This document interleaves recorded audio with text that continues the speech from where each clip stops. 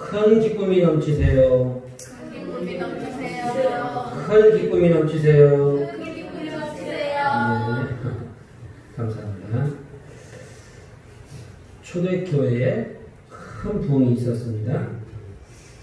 또 크게 성장하게 되었는데 얼마나 많이 부흥했는지 12명의 사도들이 감당해도 버거울 정도로 성장했습니다. 사도라 하면 지금으로 말하면 목사님들을 얘기하죠. 한 교회에 12명의 목사님이 있는 것도 쉽지 않죠. 또 그것으로 이제 버거워서 7집사를 뽑았습니다. 우리가 말하는 여기서 성경에서 말하는 집사는 안수 집사를 이야기합니다. 그러니까 12명과 7명, 19명이 감당해도 이제 힘이 붙일 정도로, 그 정도로 성장한 아주 이제 초대형 교회가 된 것이죠.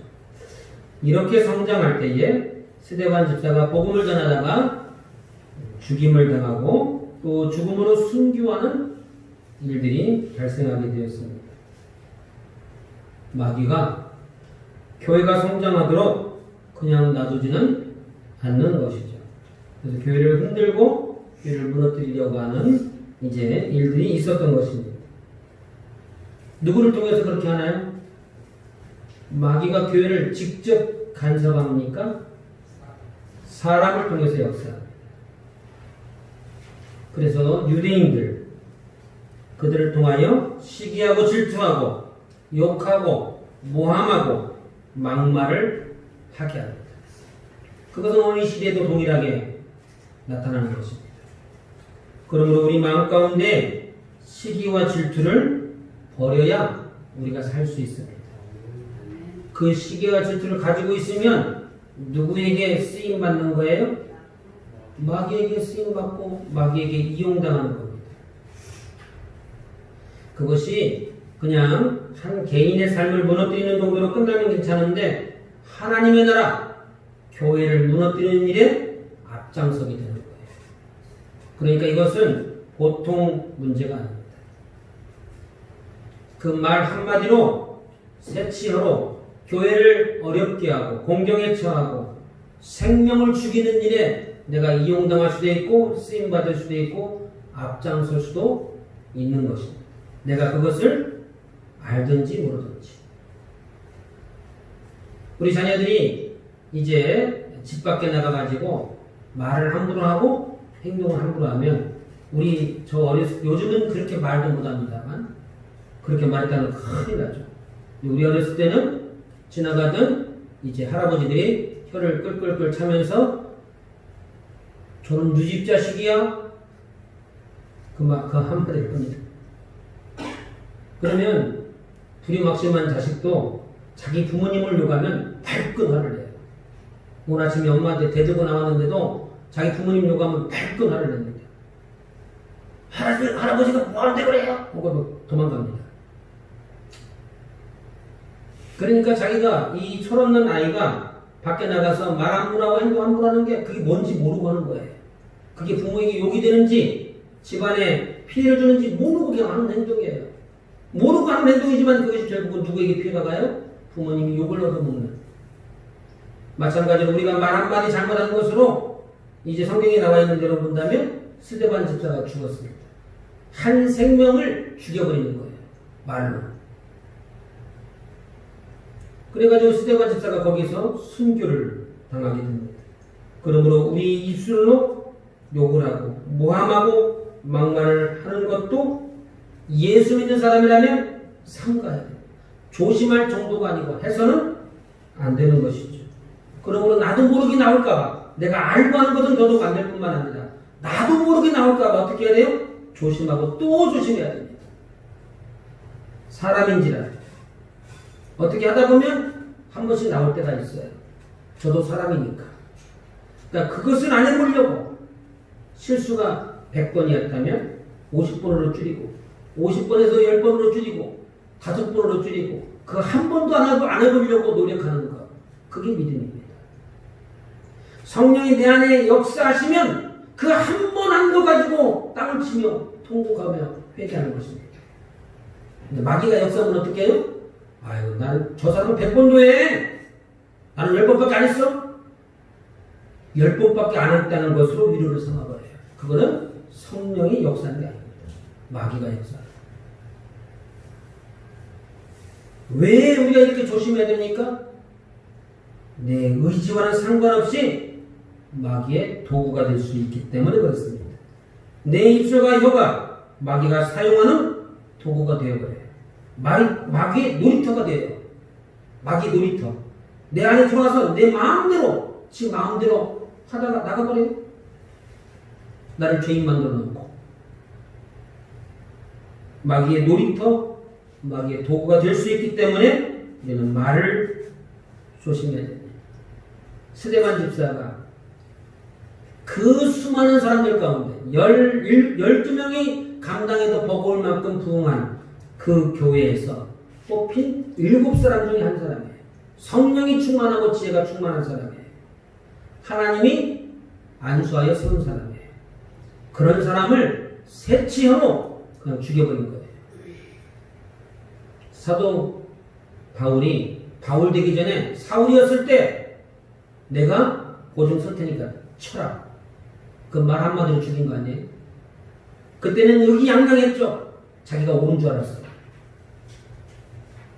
돌이켜보니까 그것이 죄였다는 것을 스데반 집사가 죽고 난 다음에 알게 됩니다. 그러니까 내가 옳다고 말하면 안 돼요. 나도 틀릴 수 있다. 내가 보기에는 이것이 완벽하지만 상대방이 그것을 문제를 제기하면 그것이 내가 틀린 건가? 고민해 보셔야 돼요. 그러니까 이제 우기는 것, 윽박지르는 것, 이렇게 강조하는 것, 그건 결코 좋지 않습니다. 그것을 인하여 사람의 말로 인하여 초대교회에 큰 슬픔이 임하게 됩니다. 스데반 집사가 죽었다라고 하는 그것이죠. 그래서 8장 2절에 보니까 뭐라고 되어 있어요? 경건한 사람들이 스데반을 장사하고 위하여 크게 울더라. 왜 울어요? 이 사람이 이렇게 죽을 사람이 아니라는 거예요. 이렇게. 어떻게 이 사람을 저로 쳐 죽이냐는 거죠. 그러니까 누가 그렇게 울었어요? 경건한 사람들. 경건하지 못한 사람들이 보기에는 그 죽음이 마땅하다고 생각하는 것이죠. 말로 입방아를 찢는 것이죠. 그러나 경건한 사람들이 보기에는 그 죽음은 잘못된 거예요. 누가 알아볼 수 있어요? 경건한 사람만이 선악을 분별하고 영분별을 하는 것입니다. 그러므로 우리의 신앙이 부흥하고 성장할 때 반드시 마귀가 우리를 흔들어 놓습니다. 초대교회 12사도, 예수님께 직접 교육받은 12사도가 신고하는 교회도 흔들어졌어요. 예수님도 마귀가 와서 3번이나 시험합니다. 하물며 저와 여러분이겠습니까? 내 믿음이 조금이라도 성장하려고 하면 내가 오늘부터는 잘 믿어봐야지. 내가 하나님 말씀을 듣고 보니까 이제 깨달아지고 회개하고 결단하게 될 그때, 은혜를 받으려고 할 때, 성령이 역사하려고 할 때 그 순간에 마귀가 우리를 흔들어대는 것입니다. 우리가 전교인 수양회를 갑니다만 이것을 이끌어가는 교회 목사의 입장에서는 가장 두려운 게 무엇이냐면 마귀의 시험이 두려운 것이 아니고 그 마귀의 시험에 흔들릴 성도가 있을까, 그게 늘 고민입니다. 한 사람이라도 시험에 들면 이 수양회는 실패한 겁니다. 그렇기 때문에 교회에서는 전교인이 이것을 두고 기도하라. 기도를 선포하죠. 마귀를 싸워 이길 수 있는 무기는 말씀과 기도밖에 없어요. 그렇기 때문에 말씀과 기도로 무장하셔야 됩니다. 한 사람도 빼놓지 않고 가든지 가지 않든지. 가는 사람만 시험에 드는 게 아니고요, 가지 않는 사람도 시험에 들어요. 그렇기 때문에 우리의 믿음이 성장하려고 하면 성장하려고 뭐 내가 마음 먹지 않아도 교회만 나온 것으로도 마귀가 흔들어야 돼. 교회 나왔다. 그렇기 때문에 우리의 마음가짐을 새롭게 하시고 또 내가 시험을 들고 있는지 아닌지 분별하는 것, 구별하는 것 매우 중요한 일이 될 것입니다. 누구를 통해서 역사합니까? 마귀는 주변 사람들을 통해서 역사합니다. 나는 가만히 있는데 맥없이 와서 내 발을 걸어 넘어뜨려요. 맥없이. 그럼 어떻게 해야 돼요? 네가 뭔데 내 발을 걸었냐고 그렇게 하지 마시고 아유 내 발을 거니라고 당신 발은 안 다쳤어? 그렇게 하는 게 더 좋아요. 근데 그렇게 하기가 쉬워요? 어려워요? 어렵죠. 그러니까 어떻게 해야 돼요? 인위적으로 하는 겁니다. 인위적으로. 속에서는 부글부글 끓어오르고 막 하고 싶은 말 여기까지 올라왔는데 꽉 참고 미안해. 나 때문에 내가 야 걸려 넘어졌네. 미안해. 나는 원래 이렇게 하는 사람이 아닌데. 그래요 아니에요. 아니야. 내가 아는 사람이 말하잖아요. 나는 지금까지 이렇게 안 했거든요. 막 화를 내고 분을 품고 너도 한번 넘어져봐. 발을 확 잡아뜨렸는데 예수 믿고 난 다음에 어떻게 해야 돼요? 내가 아니에요. 나 같았으면 벌써 화를 냈을 텐데 아이고 미안해. 내가 말해놓은 것도 내 입이 좀 부끄럽고 껄끄럽죠? 그렇게 하는 거예요. 인위적으로 의도적으로 일부러 그렇게 하는 겁니다. 그렇게. 그래야 예수 믿는 사람이고 이기는 것이고 실수가 없게 되는 것이고 마귀가 나에게 역사하지 못하는 겁니다. 누구를 위해서 그렇게 해야 되는 거예요? 상대방을 위해서 그렇게 하나요? 나를 위해서. 마귀의 도구가 되지 않으려고 하는 것입니다. 주변 사람들을 통해서 역사하고 내가 알고 있는 사람들을 통해서 역사하는 겁니다. 그러므로 누구에게 가장 잘해야 할까요? 다시 한번 말씀드려볼까요? 내 주변 사람들을 통해서 역사한다면서요? 가장 가까운 사람에게 역사합니다. 나를 잘 안다고 하는 그 사람. 그러니까 내가 누구를 가장 조심해야 되고 누구에게 가장 잘해줘야 될까요? 누구에게 해야 된다고요? 말씀하시라면 크게. 누구에게 잘해줘야 돼요? 가까이 있는 사람. 그 가까이 있는 사람이 누구냐고요? 모르세요? 한 입을 덮고 자는 사람. 나는 한 입을 안 덮고 자는데?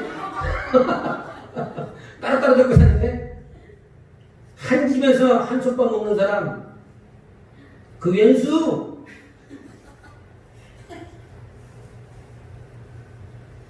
남편에게 말을 상냥하게 하셔야 돼요. 마치 내가 처녀 때 했던 것처럼. 간질간질하죠? 간질간질하는 거예요. 그게 좋은 거예요. 야! 이렇게 말씀하지 마시고 여보 상냥하게. 남편은 어떻게 해야 됩니까? 아내에게 사랑스럽게 말씀하셔야 돼요. 큰 소리 지르지 말고 나긋나긋하게 목소리 톤을 낮추시고. 남자는 언제 가장 멋있을까요? 남자 다울 때 멋있는 거예요. 키 크고 허우대가 멀쩡하다고 멋있는 건 아닙니다. 제가 작고 왜소하다고 하는 얘기는 결코 아닙니다. 남자 언제 제일 멋있는 거예요? 남자 다울 때 멋있죠. 그럼 여자는 언제 가장 아름다울까요? 여자다워야 제일 아름답죠. 여자다워야. 여자가 남자같이 하면 아이고 참 그거 어렵습니다. 남자가 남자답지 못한 것도 참 힘들죠. 그러니까 여자는 어떻게 해야 돼요? 여자다우려고 노력하셔야 돼요. 안 되죠 그게 잘. 그래도 하셔야 돼요. 남자도 역시 마찬가지로 남자다우려고 노력하셔야 돼요. 부부가 말을 함부로 해서는 안 됩니다. 부모 자식 간에도 말을 함부로 해서도 안 됩니다. 아무것도 아닌 것으로 싸우고 쉽게 이혼하자고 말을 하는 것 결코 하나님이 원하시는 것이 아니에요. 하나님께서 성경에 보면 이혼 증서를 써주라라고 하는 게 있어요. 배우자가 부정할 때 또는 같은 믿음의 길을 가지 않을 때 이혼 증서를 써주라 이렇게 말합니다. 그것 이외에는 기독교는 뭐예요? 이혼을 전제하지 않습니다. 그것 이외에는 하나님 나라 가는데 같이 가지 못하겠다라고 하는 것 그것 이외에는 할 수 없다 그 얘기예요. 아이들은 네가 데려가 그렇게 말하면 아이들에게 상처가 될까요 안 될까요? 아니 얘는 아직 이제 못 알아듣는데요. 다 알아들어요. 다 크면 다 알아. 다 누가 알려줘요? 외갓집에서 다 알려주더라 이거 할머니가. 너그 예비가 뭐 다 알려줘요. 다 알려줘. 다 알려줘. 그러니까 못 알아듣는다고 아이들 무시하면 안 되고 아이들 앞에서도 말조심 입조심 하는 것이 좋습니다.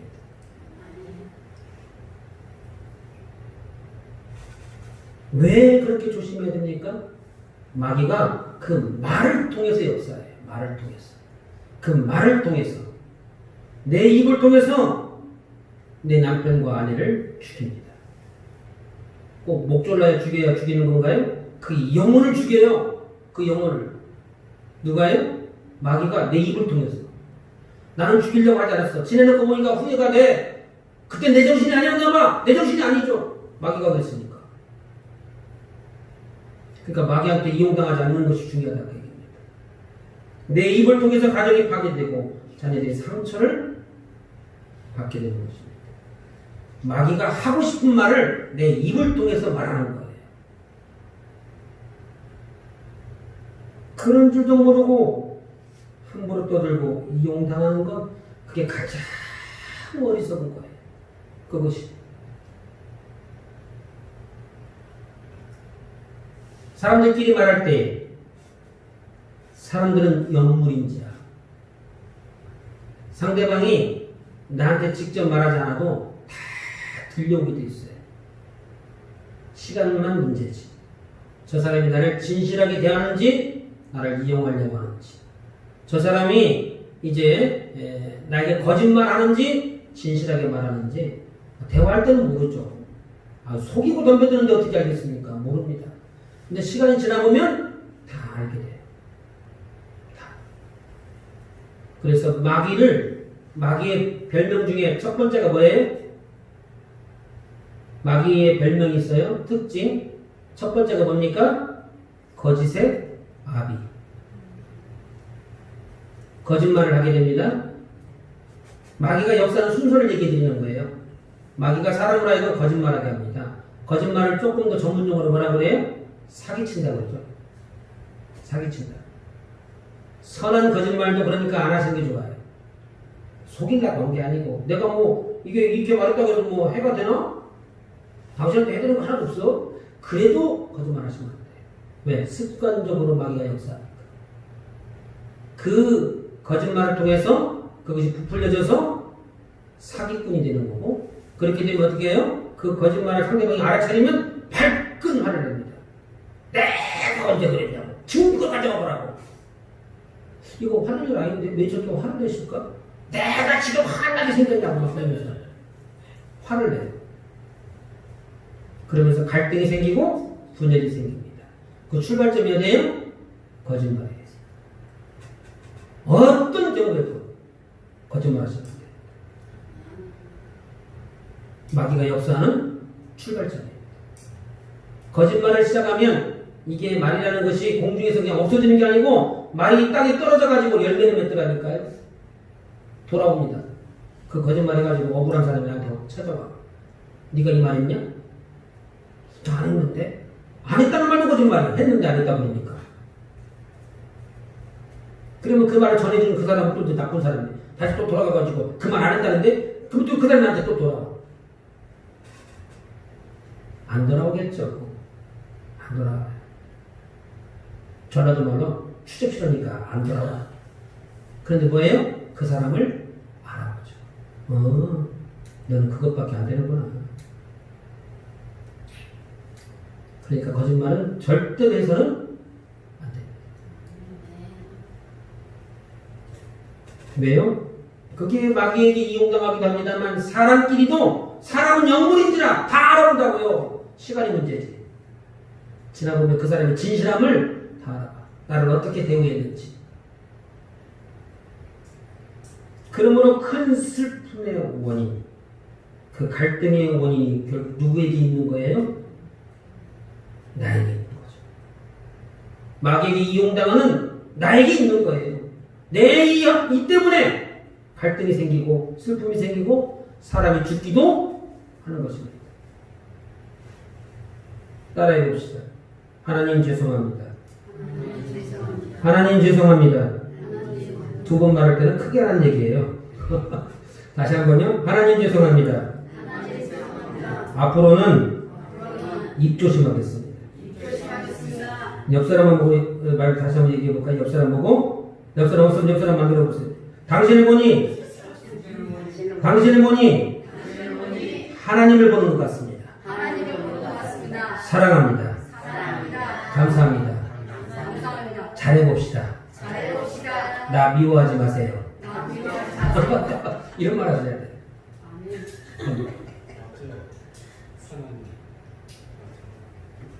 그러므로 오늘부터는 상대방이 들으면 화나는 말, 상대방이 들어서 기분 나쁜 말, 그런 말들을 삼가시고 항상 상냥하게 말하고 사랑스럽게 말하시기를 바랍니다. 항상 은혜로운 이야기. 그러니까 교회 안에서 뭔 얘기해야 돼요? 성경 이야기, 복받는 이야기, 은혜로운 이야기. 나 기도 한번 해보려는데 기도가 잘 안 돼. 집사님 나 좀 도와주세요. 권사님 기도 어떻게 하면 권사님도 기도를 잘해요? 잘해서 그 얘기하는 것은 꼭 아니에요. 그렇지만 그렇게 말하면 상대방이 좋잖아요. 기분이. 아이고 지금 신앙생활 몇 년째인데 아주 기도를 그렇게 해. 자기 보고 해보라면 해보지도 못하면서. 그 교회 안에서는 항상 은혜로운 이야기, 또 성경 이야기, 또 하나님 이야기, 또 자신의 은사 체험한 이야기, 그런 간증의 시간이 되어야 하는 것입니다. 그렇게 되어지기를 주님의 이름으로 축원합니다. 3절에 보니까 사울이 교회를 잔멸했어요. 잔멸이 뭐예요? 요즘으로 말하면 싹쓸이 촉투화시키겠다는 거예요. 교회를 완전히 다 털어버리겠다는 거예요. 예수 믿는 사람 다 잡아 없애겠다는 거예요. 그래서 어떻게 해요? 교회로만 찾아가는 게 아니고 이제는 어떻게 집집마다 쫓아다닙니다. 각 집에 들어가서 남자를 끌어다가 목에 넘깁니다. 마귀에게 한 번 이용당하니까 입술로만 죄를 짓나요? 사도 바울이 내가 책임질 테니까 돌로 치라 그랬어요. 그러니까 말로만 실수했어요? 한 생명만 죽여요? 이제는 행동으로 옮깁니다. 행동. 왜 그럴까요?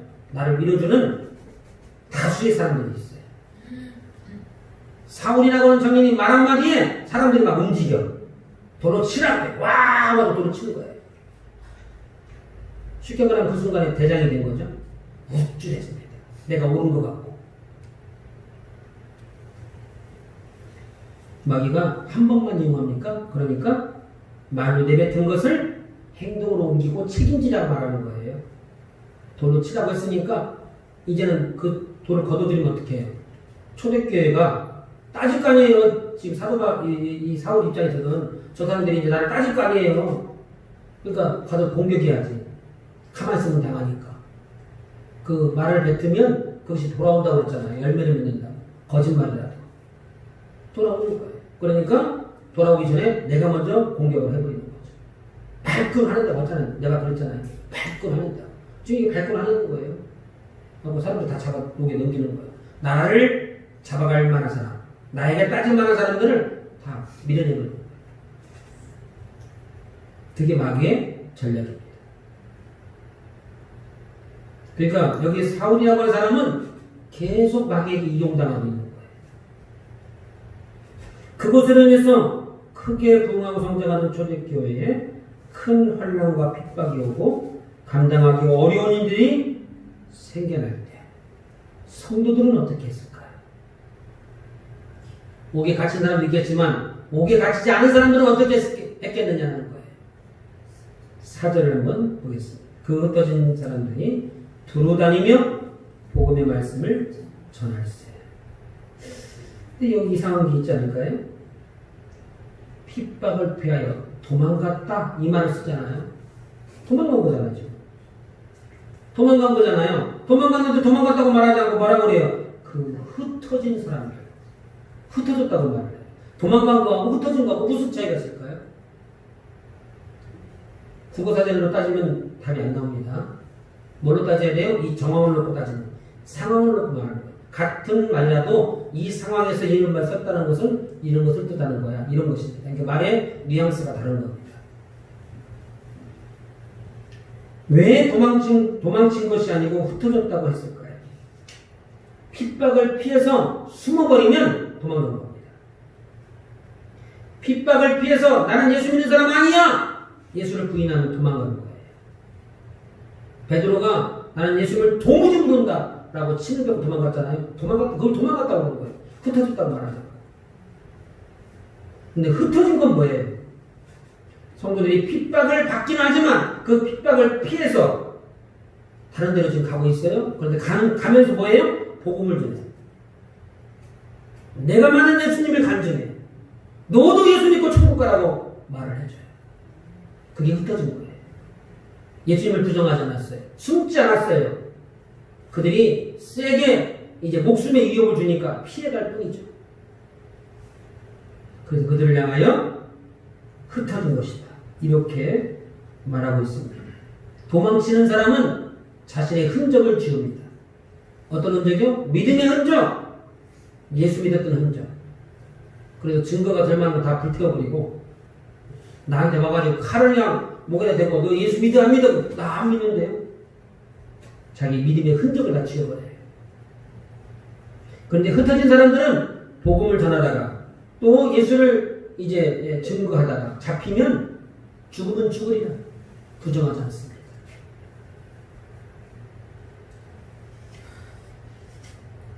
그래서 믿음의 자세를 흩어진 사람들의 특징, 오늘 본문에 나온 사람의 특징을 보니까 흩어지긴 했습니다만 그 핍박을 피해서 가긴 했습니다만 어떻게 해요? 그 믿음의 자세는 그대로 유지합니다. 그 믿음의 자세를. 그리고 어떻게 해요? 오히려 복음을 효과적으로 전하죠. 지혜롭게 전한다 그 얘기입니다. 이것을 성경에서 말하는 이제 구절로 말한다면 어떻게 말합니까? 뱀처럼 지혜롭게 비둘기처럼 순결하게. 이걸 혼돈하는 사람도 있어요. 지혜롭게 한다고 순결을 잃어버린 사람이 있어요. 지금은 자중할 때야. 지금 나라에서 너 교회 가지 말라고 그러잖아. 내가 안 가는 거야? 나라가 가지 말해. 그러면 그 순결, 믿음을 잃어버려요. 그것을 말하는 게 아니에요. 뱀처럼 지혜롭게 비둘기처럼 순결하게는 뭐냐면 비둘기처럼 순결을 지키기 위하여 지혜롭게 행동하는 거예요. 그 순결, 그 믿음, 하나님과의 그 관계를 유지하기 위하여 지혜롭게 하라. 남편이 나를 자꾸 충동질하고 화를 나게 해요? 그럼 어떻게 해야 돼요? 나도 한마디 할 수 있어. 이렇게 말을 하면 그게 지혜로운 거예요? 그러면서 뭘 잃어버려요? 순결을 잃어버려요. 남편 앞에서 사실 그 뒤에 있는 마귀 앞에서 내 믿음의 정조를 잃어버린 거잖아요. 그렇게 말하는 게 아니고 어떻게 해야 돼요? 남편이 화가 나서 나를 자꾸 충동질하면 남편을 잘 위로하고 상냥하게 말하고 왜 그래? 하고 그 자리를 피해야 돼요. 지혜롭게. 그래서 어떻게 하라고요? 하나님 앞에서 내 믿음을 지켜라. 나도 결혼하기 전에는 잘 나갔거든? 하면서 싸우면 안 된다 그 얘기입니다. 남편도 그건 마찬가지죠. 남편도 아내를 대할 때에 아내가 조금 심기가 불편하고 화가 난 것 같으면 피해가야죠. 왜 피해가는 거예요? 이혼 안 하려니까. 이혼 안 당하려니까. 요즘은 남편이 이혼해주는 게 아니고 아내에게 이혼 당하는 거잖아요. 요즘 여건이 하도 신장돼가지고. 그러니까 이혼 안 당하려니까 어떻게 해야 돼요? 고개를 팍 숙여야 돼요. 목사님도 그러세요? 나도 그러죠. 나도 큰 소리 칠 때는 치지만 꼬리를 낼 때는 팍 숙입니다 그냥. 마건사님 그러죠? 팍 숙일 때는 숙여야지. 그냥 무릎을 팍 꿇어 버립니다. 아주 잘못했다고. 그러나 항상 그렇게 하는 것은 아니죠. 항상 그렇게 하는 건 아닙니다만 때에 따라서는 이렇게 뱀처럼 지혜롭게 하는 이유는 그 믿음의 순결을 지키기 위하여, 그렇게 가정의 화목을 위하여 그렇게 해야 할 때도 내가 손해보는 거죠. 그러니까 손해볼 때도 있더라 라고 하는 것입니다. 저와 여러분들에게 믿음의 시련이 오고 마음의 갈등이 생길 때 믿음의 자세를 버리시면 도망자가 되는 거예요.